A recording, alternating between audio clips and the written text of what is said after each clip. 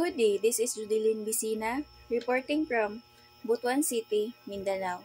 A series of earthquake incidents have recently shaken part of Mindanao, including nearby provinces such as Surigao, Del Sur, and Agusan del Norte.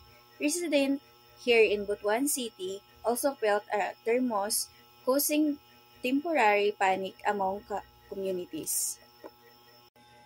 According to the Philippine Institute of Volcanology and Seismology or PVOX, the most recently earthquake measured around magnitude 6.9 and occurred October 10, 2025 on 7:12 a.m. The epicenter was located in Manay, Davao Oriental. Reported intensity for City of Davao, City of Bislig, Surigao del Sur, instrumental intensity for Magpet, Cotabato, del Sur, Davao Occidental. Source of this news, PVOX.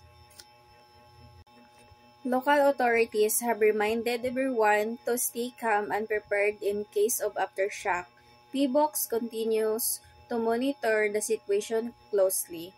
Residents are also advised to prepare emergency kit, stay updated with official announcement, and avoid spreading unverified information on social media.